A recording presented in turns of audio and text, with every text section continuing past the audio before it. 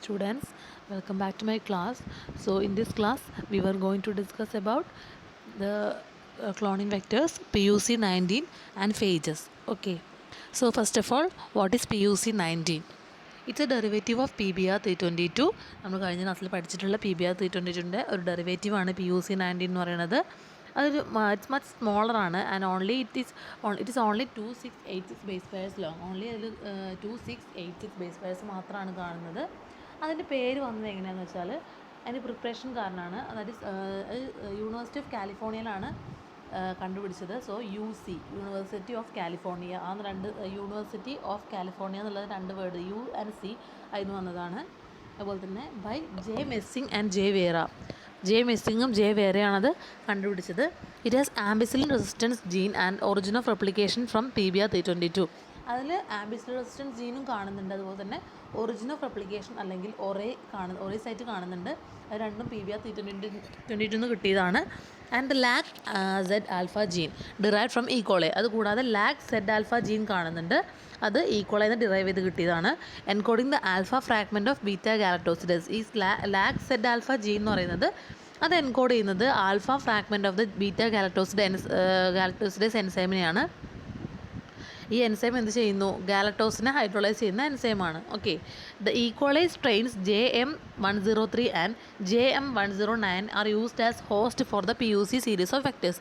അപ്പോൾ ഇവിടെ നമ്മൾ ഇങ്ങനത്തെ PUC19 വെക്ടേഴ്സിന് നമ്മൾ ഹോസ്റ്റായിട്ട് യൂസ് ചെയ്യുന്നത് ഈക്വലൈസ് സ്ട്രെയിൻസ് ആയിട്ടുള്ള JM103യും JM109 ആണ്. അത് നമ്മൾ കഴിഞ്ഞ ക്ലാസ്സിൽ പഠിച്ചിട്ടുണ്ടായിരുന്നല്ലോ. വെക്ടേഴ്സിന് മൾട്ടിപ്ലൈ ചെയ്യാൻ ഒരു ഹോസ്റ്റ് സെല്ല് വേണമെന്ന് പറഞ്ഞിട്ടുണ്ടല്ലോ അല്ലേ. വെക്ടേഴ്സിലേക്ക് നമ്മൾ ടാർഗറ്റ് DNA ഇൻകോപ്പറേറ്റ് ചെയ്യും. അത് കഴിഞ്ഞിട്ട് ഇവർക്ക് മൾട്ടിപ്ലൈ ചെയ്യണമെങ്കിൽ ഒരു ഹോസ്റ്റ് വേണമെന്ന് പറഞ്ഞു. അപ്പോൾ PUC19 ഇവിടെ അല്ലെങ്കിൽ PUC വെക്ടേഴ്സിന് ആ സീരീസിലുള്ള വെക്ടേഴ്സിന് യൂസ് ചെയ്യുന്നത് ഈക്വലൈസ് സ്ട്രെയിൻസ് ആയുള്ള JM103 അതുപോലെ തന്നെ JM109 ഒക്കെയാണ് യൂസ് ചെയ്യുന്നത്. Okay, when PUC enters such an equalized cell, the host genome and the plasmid encode for different parts of beta galactosidase enzyme. PUC ഒരു ഈക്വലൈസ് സെല്ലിന് enter ചെയ്യുമ്പോൾ എന്തുണ്ടാവും? പ്ലാസ്മിഡ് എന്ത് ചെയ്യുന്നു? It encode for different parts of beta galactosidase enzyme which interact with each other to produce active enzyme enabling these cells to hydrolyse galactose. അപ്പോൾ എന്ത് ചെയ്യും? ഗാലക്ടോസിനെ hydrolyse ചെയ്യാൻ വേണ്ട സെൽസ് ആക്റ്റീവ് എൻസൈമിനെ പ്രൊഡ്യൂസ് ചെയ്യും. അങ്ങനെ സെൽസിന് ഗാലക്ടോസിനെ ഹൈഡ്രോളൈസ് ചെയ്യാൻ പറ്റും. ഓക്കെ, സോ PUC19 എന്ന് പറയുന്നത് ഡെറിവേറ്റീവ് ഓഫ് PBR322 ആണ്.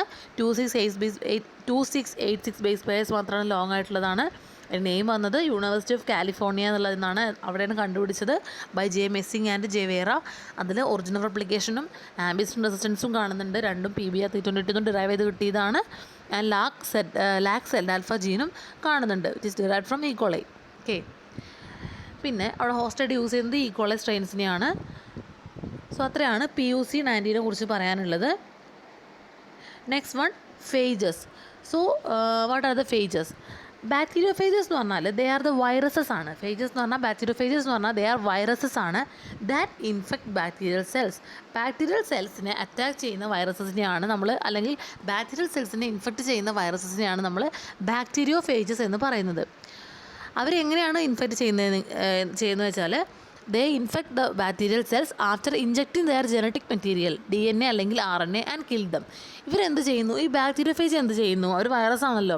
ഈ വൈറസ് എന്ത് ചെയ്യുന്നു? ബാക്ടീരിയൽ സെൽസിനെ അറ്റാക്ക് ചെയ്യുന്നത് ഈ ബാക്ടീരിയയിലേക്ക് ഇവരുടെ ജനറ്റിക് മെറ്റീരിയൽ ആയുള്ള DNA അല്ലെങ്കിൽ RNA അതിലേക്ക് ഇൻജെക്റ്റ് ചെയ്യും. അങ്ങനെ അതിനെ കില്ല് ചെയ്യും. Okay, the viral DNA replicates and expresses inside the bacterial cells. അപ്പോൾ അങ്ങനെ ഇൻജെക്റ്റ് ചെയ്യുമ്പോൾ ഉണ്ടാവും ആ വൈറസിൻ്റെ DNA ആണ് ഇൻജെക്റ്റ് ചെയ്യുന്നത് അല്ലേ, അല്ലെങ്കിൽ ബാക്ടീരിയോഫേജിൻ്റെ DNA ആണ് ഇൻജെക്റ്റ് ചെയ്യുന്നത്. അപ്പോൾ ഈ DNA അതിൻ്റെ ഉള്ളിൽ വൈറൽ DNA ഈ ബാക്ടീരിയൽ സെൽസ് വെച്ചിട്ട് റെപ്ലിക്കേറ്റ് ചെയ്യും, അത് എക്സ്പ്രസ് ചെയ്യാൻ തുടങ്ങും അതിൻ്റെ ഉള്ളിൽ. ആൻഡ് അവിടെ നമ്പർ ഓഫ് ഫേജ് പാർട്ടിക്കിൾസിനെ പ്രൊഡ്യൂസ് ചെയ്യും. അങ്ങനെ എന്ത് ഉണ്ടാവും? After bursting the bacterial cells burst ചെയ്യുമ്പോൾ അവിടെ ഒരുപാട് ഫേജ് പാർട്ടിക്കിൾസിനെ എന്തുണ്ടാവും? ബേസ്റ്റ് ചെയ്ത് റിലീസ് ചെയ്യും. And it is called lytic cycle of bacteriophage. അതിന് നമുക്ക് എന്ത് പറയാം? ലിറ്റിക് സൈക്കിൾ എന്ന് പറയാം. ഓക്കെ, സോ വൈറൽ DNA എന്ത് ചെയ്യുന്നു? വൈറൽ DNA നമ്മൾ ഒരു ബാക്ടീരിയോഫേജ് ഒരു ബാക്ടീരിയൽ സെല്ലിനെ ഇൻഫെക്റ്റ് ചെയ്യുന്ന സമയത്ത്, ബാക്ടീരിയോഫേജ് എന്ന് പറഞ്ഞാൽ വൈറസാണ്. ആ വൈറൽ DNA എന്ത് ചെയ്യുന്നുണ്ട്? ബാക്ടീരിയൽ സെൽസിലേക്ക് എൻ്റർ ചെയ്യുന്നുണ്ട്. അങ്ങനെ വൈറൽ DNA എൻ്റർ ചെയ്യുന്ന സമയത്ത് വൈറൽ DNA റെപ്ലിക്കേറ്റ് ചെയ്യുന്നു, ബാക്ടീരിയൽ സെൽസിൻ്റെ ഉള്ളിൽ റെപ്ലിക്കേറ്റ് ചെയ്യുന്നു, അത് എക്സ്പ്രസ് ചെയ്യുന്നു. Okay, and produce A number of phage particles. അവിടെ ഒരുപാട് number of phage particles produce ചെയ്യുന്നുണ്ട്. അങ്ങനെ ആ ഫേജ് പാർട്ടിക്കിൾസ് ഒക്കെ റിലീസ് ചെയ്യുന്നു. ആ ബാക്ടീരിയൽ സെൽസ് ബേസ്റ്റ് ചെയ്തിട്ടാണ് ഒക്കെ റിലീസ് ചെയ്യുന്നത്. ഓക്കെ, അതിന് നമുക്ക് ലിറ്റിക് സൈക്കിൾ ഓഫ് ബാക്ടീരിയോഫേജ് എന്ന് പറയാം. Okay, in temperate or lysogenic phages. ഇനി വേറെ ടൈപ്പ് സൈക്കിൾ കാണുന്നുണ്ട്, അതാണ് ലൈസോജനിക് സൈക്കിൾ എന്ന് പറയുന്നത്. ലൈസോജനി എന്ന് പറയുന്നത് മറ്റേ ലിറ്റിക് സൈക്കിളാണ്. വേറൊരു ടൈപ്പാണ് കാണുന്നത് ലൈസോജനി. ലൈസോജനി എന്ന് പറഞ്ഞാൽ അത് കാണുന്നത് ടെമ്പറേറ്റ് അല്ലെങ്കിൽ ലൈസോജനി ഫേജസിൽ the phage chromosome integrates into the bacterial chromosome. മറ്റേതിൽ എങ്ങനെയായിരുന്നു, വൈറൽ DNA സ്വന്തം റെപ്ലിക്കേറ്റ് ചെയ്യും, അങ്ങനെ അത് ബാക്ടീരിയൽ സെൽസിൽ എക്സ്പ്രസ് ചെയ്യും, അത് ബാക്ടീരിയൽ സെല്ലിൽ ബേസ്റ്റ് ചെയ്തിട്ട് പുറത്തേക്ക് വരും ഒരുപാട് കോപ്പിയായിട്ട്. ഇവിടെ എങ്ങനെയാണെന്ന് വെച്ചാൽ ടെമ്പറേറ്റ് അല്ലെങ്കിൽ ലൈസോജനിക് ഫേജസിൽ phage chromosome integrate into the എന്താണ് phage chromosome integrate into the bacterial chromosome and multiply with the later as a prophage. Bacterial chromosome എന്ത് ചെയ്യുന്നു, ബാക്ടീരിയൽ ക്രോമസോം ഈ ഫേജിൻ്റെ DNA ആയിട്ട് എന്ത് ചെയ്യുന്നു, ഇൻ്റഗ്രേറ്റ് ചെയ്യുന്നു, അങ്ങനെ അത് മൾട്ടിപ്ലൈ ചെയ്യുന്നു, ഒരു പ്രോഫേജ് ആയിട്ട് മൾട്ടിപ്ലൈ ചെയ്യുന്നു. ആ prophage may dissociate from the bacterial chromosome and follow the lytic cycle. അങ്ങനെയുള്ള പ്രോഫേജ് എന്ത് ചെയ്യും, പിന്നീട് അതിന് ഡിസോസിയേറ്റ് ചെയ്യും, ഈ ബാക്ടീരിയൽ ക്രോമസോമിൽ ഡിസോസിയേറ്റ് ചെയ്യും, എന്നിട്ട് ലിറ്റിൽ സൈക്കിൾ ഫോളോ ചെയ്യും. ഓക്കെ, അപ്പോൾ ലൈസോജനിയിൽ ഉണ്ടാവുന്നത് അവിടെ DNA ഇൻ്റഗ്രേറ്റ് ചെയ്യുകയാണ് ചെയ്യുന്നത്. വൈറൽ DNAയും ഈ എന്താണ് ബാക്ടീരിയൽ DNAയും കൂടി ഇൻ്റഗ്രേറ്റ് ചെയ്യും. ലിറ്റി സൈക്കിൾ ആണ് ലൈസോജനിക് സൈക്കിൾ എന്ന് പറയുന്നത്. ലിറ്റി സൈക്കിളിലാണെങ്കിൽ അവിടെ ഒരു വൈറൽ DNA ബാക്ടീരിയൽ സെല്ലിൽ എൻ്റർ ചെയ്ത് കഴിഞ്ഞാൽ അവിടെ അത് സ്വന്തമായിട്ട് റെപ്ലിക്കേറ്റ് ചെയ്തിട്ട് ഒരുപാട് ബാക്ടീരിയോഫേജ് പ്രൊഡ്യൂസ് ചെയ്യുന്നു. ഓക്കെ, ഇത് അപ്പോൾ നമുക്ക് നോക്കുകയാണെങ്കിൽ ഇവിടെ കാണാം, ഇത് ലൈസോജനിക് സൈക്കിളാണ് പറയുന്നത്. ലാംഡ ഫേജിൻ്റെ ആദ്യം ലാംഡ ഫേജ് വന്നിട്ട് എന്ത് ചെയ്തു, ഒരു ബാക്ടീരിയൽ സെല്ലിനെ ഇൻഫെക്റ്റ് ചെയ്തു. ആദ്യത്തെ സ്റ്റെപ്പ് എന്താണ്, adsorption to target cell, target സെല്ലിലേക്ക് അഡ്സോർബ് ചെയ്തു. അങ്ങനെ ഇതാണ് ബാക്ടീരിയം അല്ലെങ്കിൽ ടാർഗറ്റ് സെൽ, ഇതാണ് ഇത് ബാക്ടീരിയയുടെ DNA. ഓക്കെ, അങ്ങനെ ലാംഡ ഫേജ് എന്ത് ചെയ്തു, ലാംഡ DNA ഇഞ്ചെക്ട് ചെയ്തു അതിൻ്റെ ഉള്ളിലേക്ക് ഇഞ്ചെക്ട് ചെയ്തു. ഈ ലാംഡ ഫേജ് അല്ലെങ്കിൽ വൈറൽ DNA ലാംഡ DNA ഉള്ളിലേക്ക് ഇഞ്ചെക്ട് ചെയ്തു. അപ്പോൾ ഈ ലാംഡ DNA എന്ത് ചെയ്തു, ലാംഡ DNA സർക്കുലറൈസ് ചെയ്തു. ഓക്കെ, അതിന് ശേഷം എന്ത് ചെയ്യും, ഇത് ലൈസോജനിയാണ് നടക്കുന്നത്. അപ്പോൾ ഇത് രണ്ടും കൂടിയിട്ട് ഇൻ്റഗ്രേറ്റ് ചെയ്യും. ഓക്കെ, ഇൻ്റഗ്രേഷൻ, ഇത് രണ്ടും കൂടിയിട്ട് ഈ വൈറൽ DNAയും ബാക്ടീരിയൽ DNAയും കൂടിയിട്ട് ഇൻ്റഗ്രേറ്റ് ചെയ്യും. അതാണ് ലൈസോജനി എന്ന് പറയുന്നത്.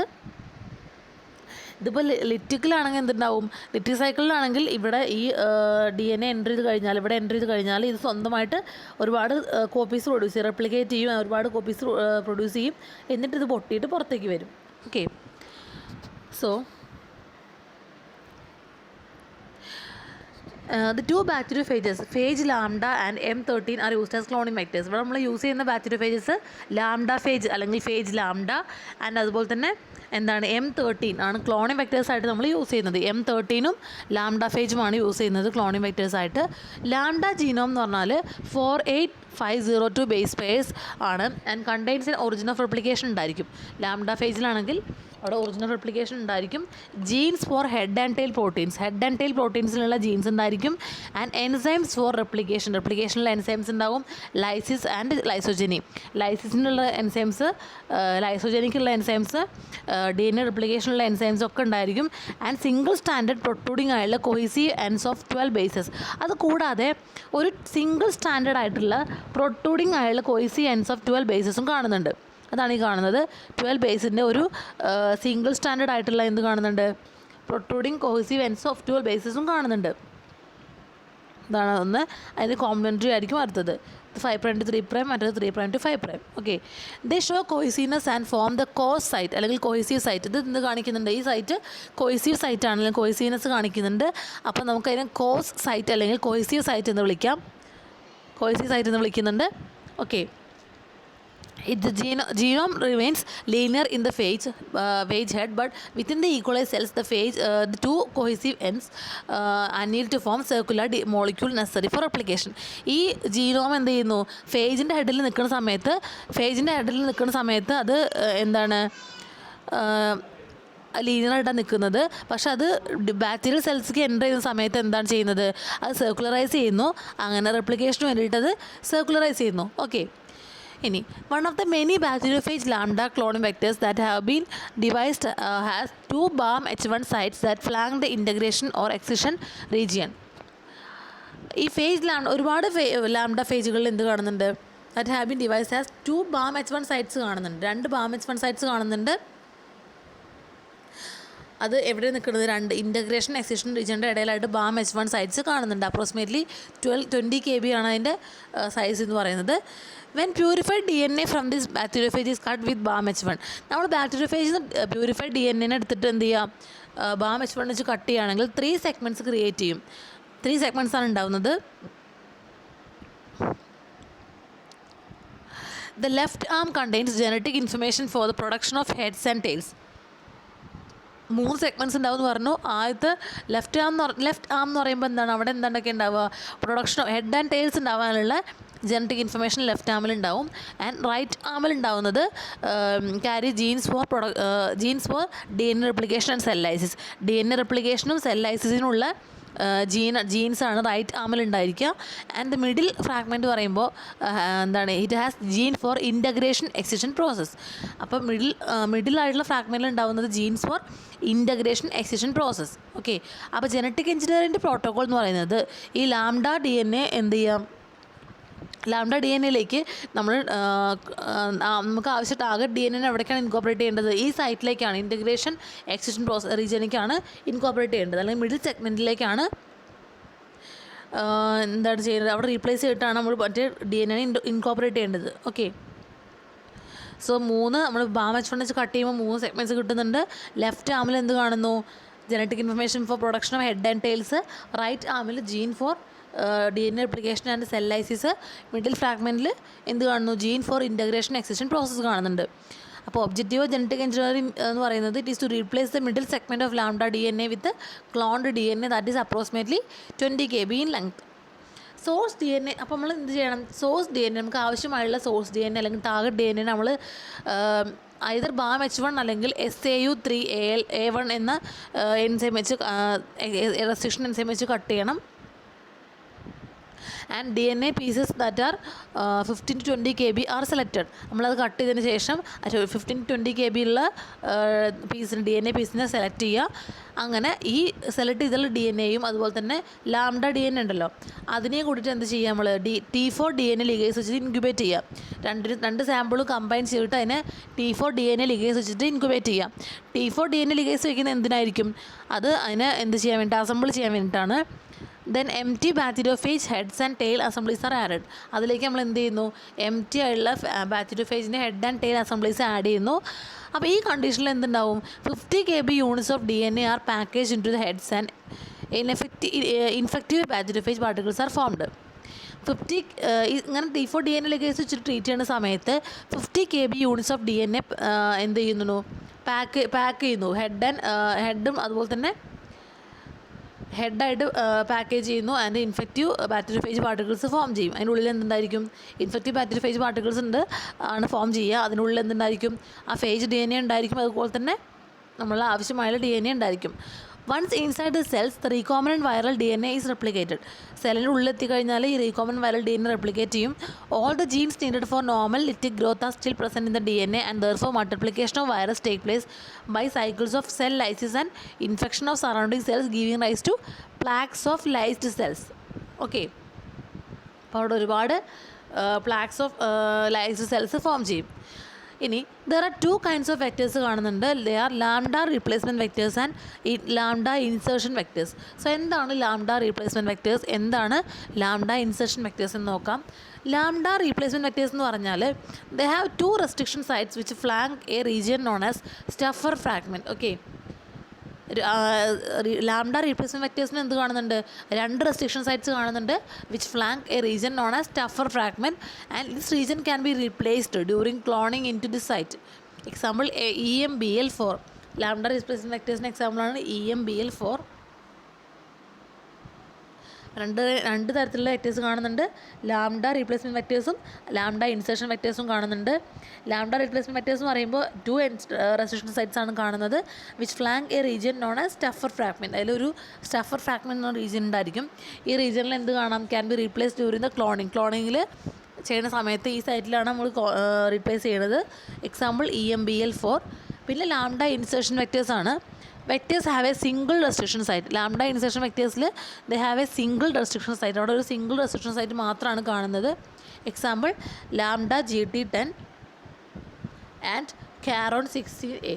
ഓക്കെ, ഇനി the phage DNA is cleaved with a restriction enzyme that cuts it once and target is inserted into this site. No phage DNA is removed, therefore much lower size of DNA can be inserted. Okay. നമ്മളിവിടെ എന്ത് ചെയ്യുന്നു, face D N എനെ നമ്മൾ Clive ചെയ്യുന്നത് റെസ്ട്രിക്ഷൻസേം വെച്ചിട്ടാണ്. And അത് cut ചെയ്യുന്നത് എന്താണ്, ഒരു വശം എന്ത് ചെയ്യുന്നു, അത് ഒരു വശം കട്ട് ചെയ്യുള്ളൂ. ആൻഡ് ടാർഗറ്റ് ഈസ് അവിടേക്ക് ടാർഗറ്റിനെ ഇൻസേർട്ട് ചെയ്യും. ആൻഡ് അവിടെ phage D N A remove ചെയ്യുന്നില്ല. അതുകൊണ്ട് തന്നെ smaller size of D N എനെ മാത്രമേ നമുക്ക് ഇൻസേർട്ട് ചെയ്യാൻ പറ്റുന്നുള്ളൂ ഇതിലേക്ക്. ഓക്കെ, ഇനി എന്തൊക്കെയാണ് അഡ്വാൻറ്റേജസ് ഓഫ് അങ്ങനെ ഫേജിനൊക്കെ യൂസ് ചെയ്യുന്ന സമയത്ത് എന്താണ് അഡ്വാൻറ്റേജ് നോക്കാം. ഫേജ് വെക്ടേഴ്സ് എന്ന് പറഞ്ഞാൽ മോർ എഫിഷ്യൻ്റ് ആണ് ദാൻ പ്ലാസ്മിഡ്സ്. പ്ലാസ്മിഡ്സിനെക്കാളും എഫിഷ്യൻ്റ് ആണ് ഈ phage vectors for cloning large D N A fragments. Large D N A ഫ്രാഗ്മെൻറ്റ്സിനെയൊക്കെ ക്ലോൺ ചെയ്യാനാണെങ്കിൽ ഇവരെന്താണ് മോർ എഫിഷ്യൻ്റ് ആണ്. The largest cloned insert size in a lambda vector is 20 to 23 KB. Largest ആയിട്ടുള്ള cloned insert size എന്ന് പറയുന്നത് ഒരു lambda വെക്ടറിലെ largest cloned insert size എന്ന് പറയുന്നത് 20 to 23 KB ആണ്. While that four plasmid vector എന്ന് പറയുന്നത് it is less than 10 KB. Plasmid vector ആണെങ്കിൽ അത് ലെസ് ദാൻ 10 KB ആണ്. In addition it is easier to screen a large number of phage plaques. അത് കൂടാതെ നമുക്ക് ബാക്ടീരിയ കോളനീസിനെക്കാളും കൂടുതൽ നമുക്ക് ഒരുപാട് large number of phage plaques നമുക്ക് സ്ക്രീൻ ചെയ്യാൻ പറ്റുന്നുണ്ട് for identification of recombinant vectors. Recombinant വെക്ടേഴ്സിൻ്റെ ഐഡൻറ്റിഫിക്കേഷൻ വേണ്ടിയിട്ട് നമുക്ക് ഇതിൻ്റെ ഒരുപാട് ഫേജ് പ്ലാഗ്സ് നമുക്ക് എന്ത് ചെയ്യാൻ പറ്റും, സ്ക്രീൻ ചെയ്യാൻ പറ്റുന്നുണ്ട്. Plasmid vectors have to be introduced into bacterial cells by special methods. നമുക്ക് ബാക്ടീരിയൽ സെൽസിലേക്ക് പ്ലാസ്മിഡ് വെക്ടേഴ്സിനെ ഇൻട്രൊഡ്യൂസ് ചെയ്യുന്ന സ്പെഷ്യൽ മെത്തേഡ്സ് ആവശ്യമാണ്.